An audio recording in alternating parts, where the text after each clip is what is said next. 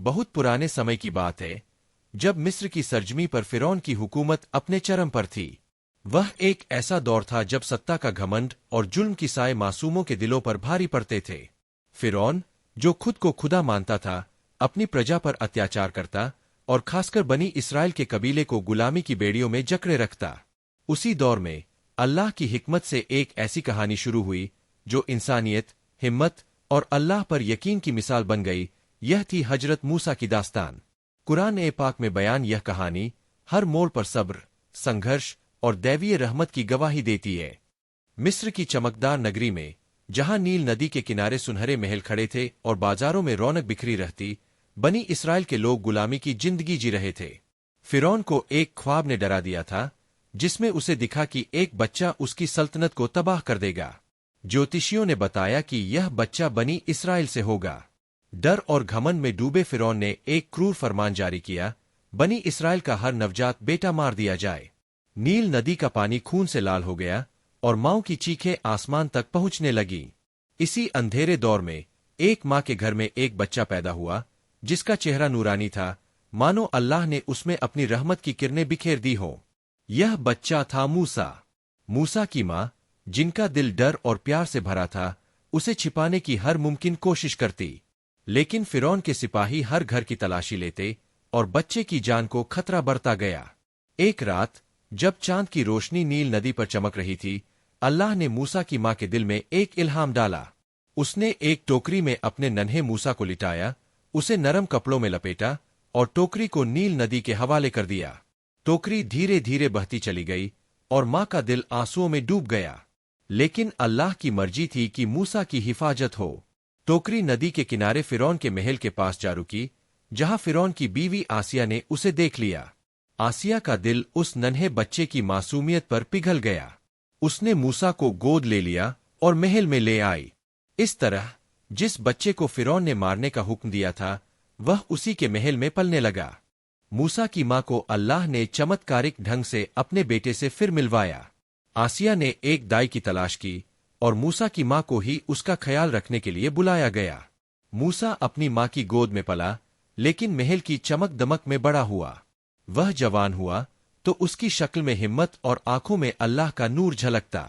वह बलवान था, लेकिन उसका दिल नरम और इंसाफ पसंद था। एक दिन मिस्र की गलियों में टहलते हुए उसने देखा कि एक मिस्री सिपाही बनी इसराइल के एक गुलाम पर जुल्म कर रहा था। मूसा का खून खौल उठा।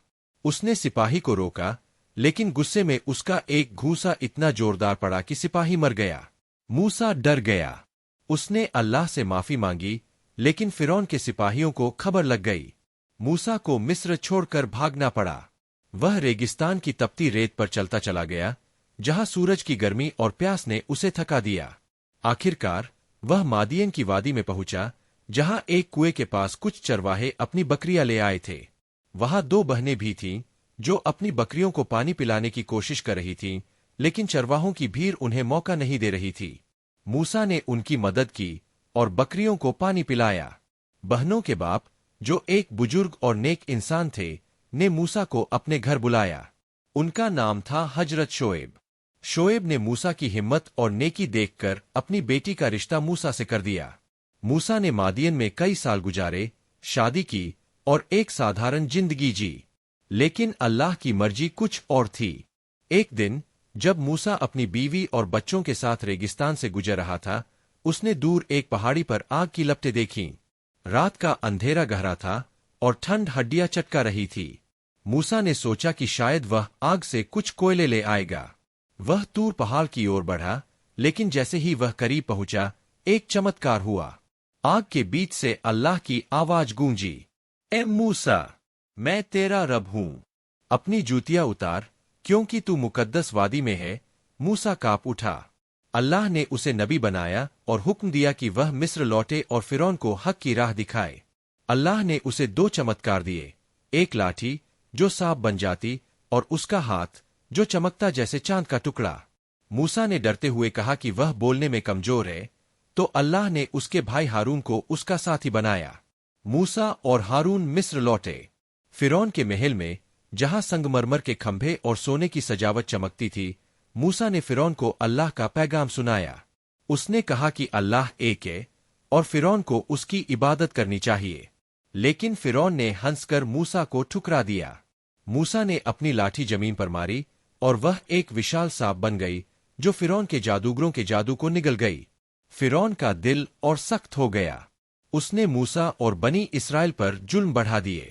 موسیٰ نے صبر کیا اور اللہ کی مدد سے فرعون کو کئی نشانیاں دکھائیں، خون کی ندی، ٹڈیوں کا حملہ، مینڈکوں کی برسات اور اندھیرا جو سورج کو ڈھک لیتا، لیکن فرعون کا گھمنڈ نہیں ٹوٹا۔ آخرکار اللہ نے موسیٰ کو حکم دیا کہ وہ بنی اسرائیل کو لے کر مصر سے نکل جائے۔ ایک رات جب چاند کی روشنی نیل ندی پر پڑ رہی تھی، موسیٰ اور اس کی قوم چپکے سے نکل پڑے۔ فرعون کو خبر لگی اور اس نے اپنی فوج کے ساتھ ان کا پیچھا کیا۔ بنی اسرائیل سمندر کے کنارے پہنچ گئے، جہاں آگے پانی تھا اور پیچھے فرعون کی فوج۔ لوگ ڈر گئے، لیکن موسیٰ نے کہا، میرا رب میرے ساتھ ہے۔ اللہ کے حکم سے موسیٰ نے اپنی لاٹھی سمندر پر ماری اور پانی دو حصوں میں بنٹ گیا۔ بیچ میں سوکھی زمین کا راستہ بن گیا، جس کے دونوں اور پانی کی دیواریں کھڑی تھیں۔ بنی اسرائیل اس راستے سے گزر گئے۔ جب فرعون اور اس کی فوج پیچھا کرتے ہوئے سمندر میں گھسے تو پانی پھر سے مل گیا اور فرعون اپنی فوج سمیت ڈوب گیا۔ موسیٰ اور اس کی قوم آزاد ہو گئے۔ وہ سینائی کے ریگستان میں پہنچے، جہاں اللہ نے موسیٰ کو طور پہاڑ پر پھر بلایا۔ وہاں اللہ نے تورات کی تختیاں دیں جن پر 10 حکم لکھے تھے، لیکن موسیٰ کی غیر حاضری میں بنی اسرائیل نے ایک سنہرے بچڑے کی پوجا شروع کر دی۔ موسیٰ غصے اور دکھ میں ڈوب گئے۔ انہوں نے اللہ سے معافی مانگی اور اپنی قوم کو صحیح راہ دکھائی۔ سالوں تک وہ ریگستان میں بھٹکتے رہے، اللہ کی رحمت اور من و سلوہ کی نعمت پاتے رہے۔ موسیٰ نے ہر مشکل میں صبر کیا اور اپنی قوم کو اللہ کی عبادت سکھائی۔ حضرت موسیٰ کی زندگی ایک ایسی داستان تھی جو کنویں کی گہرائی سے شروع ہو کر سمندر کے چمتکار تک پہنچی۔ ان کا ہر قدم اللہ پر یقین کی مثال تھا۔ جب رات گہراتی اور یہ کہانی سنائی جاتی تو مصر کے محل، نیل ندی کی لہریں اور موسیٰ کی لاٹھی کا چمتکار شروتاؤں کی آنکھوں میں تیرنے لگتا۔ یہ تھی حضرت موسیٰ کی داستان، صبر، ہمت اور اللہ کی رحمت کی کہانی جو دلوں میں ہمیشہ زندہ رہے گی۔